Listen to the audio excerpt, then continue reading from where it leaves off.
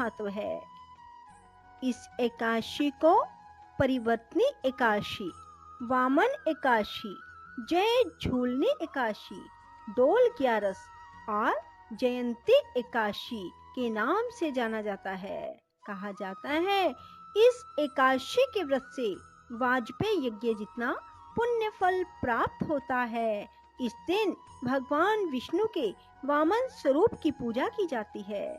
जो साधक पूर्व जन्म से लेकर वर्तमान में जाने अनजाने किए गए पापों का प्रायश्चित करना चाहते हैं और मोक्ष की कामना रखते हैं, उनके लिए यह एकादशी मोक्ष देने वाली और समस्त पापों का नाश करने वाली मानी गई है।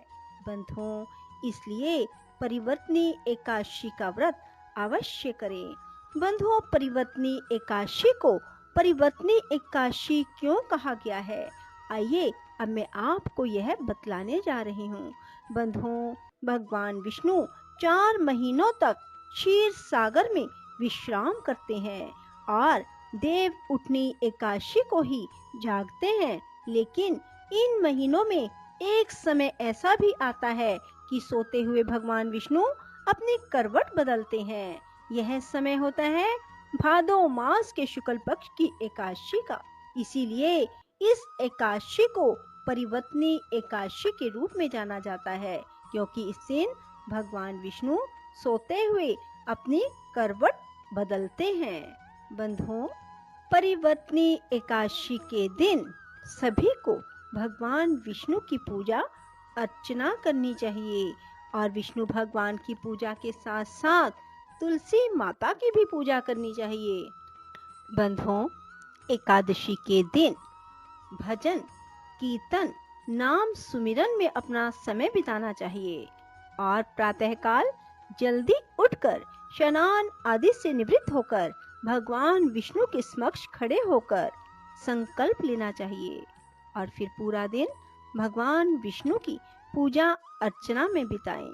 किसी की निंदा ना करें, किसी का मन ना दुखाएं, चावल का प्रयोग ना करें, मांस मदिरा का भी प्रयोग ना करें। एकादशी के दिन झूठ ना बोलें। एकादशी के दिन भगवान को फूल, फल और तुलसी दल अवश्य अर्पित करें। बंधुओं, परिवर्तनी एकादशी के दिन भगवान विष्णु के वामन अवतार की कथा कही गई है। अपने वामन अवतार में भगवान विष्णु ने राजा बलि की परीक्षा ली थी। राजा बलि ने तीनों लोकों पर अपना अधिकार कर लिया था, लेकिन उनमें एक गुण ऐसा था कि वह किसी भी ब्राह्मण को खाली हाथ नहीं भेजता था, उसे दान अवश्य देता था। दैत्य गुरु शुक्राचार्य ने उसे भगवान विष्णु की चाल से अवगत भी करवाया, लेकिन इसके बावजूद भी बलि ने वामन स्वरूप भगवान विष्णु को 3 पग जमीन देने का वचन दे दिया। फिर क्या था, 2 पगों में ही भगवान विष्णु ने समस्त लोकों को नाप लिया। तीसरे पग के लिए कुछ ना बचा, तो बलि ने अपना वचन पूरा करते हुए अपना शीश उनके पग के नीचे कर दिया। भगवान विष्णु की कृपा से बलि रसातल में पाताल लोक में रहने लगा, लेकिन साथ ही उसने भगवान विष्णु को भी अपने यहाँ रहने के लिए वचनबद्ध कर लिया। बोलो विष्णु भगवान की जय हो। श्रीमन नारायण नारायण हरि हरि, श्रीमन नारायण नारायण हरि हरि, श्रीमन नारायण नारायण हरि हरि, श्रीमन नारायण नारायण हरि हरि, श्रीमन नारायण नारायण हरि हरि, श्रीमन नारायण नारायण हरि हरि, श्रीमन नारायण नारायण हरि हरि, श्रीमन नारायण नारायण हरि हरि, श्रीमन नारायण नारायण हरि हरि, श्रीमन नारायण नारायण हरि हरि, श्रीमन नारायण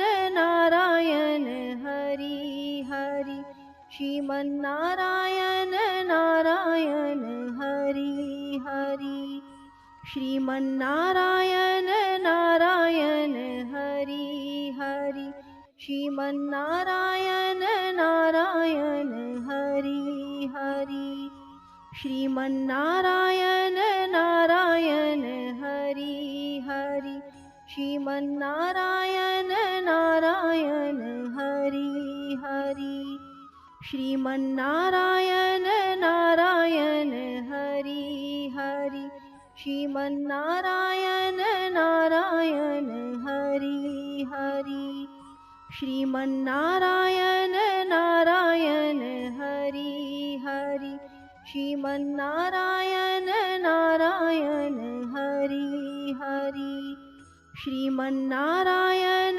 नारायण हरि हरि, श्रीमन्नारायण नारायण हरि हरि, श्रीमन्नारायण नारायण हरि हरि, श्रीमन्नारायण नारायण हरि हरि।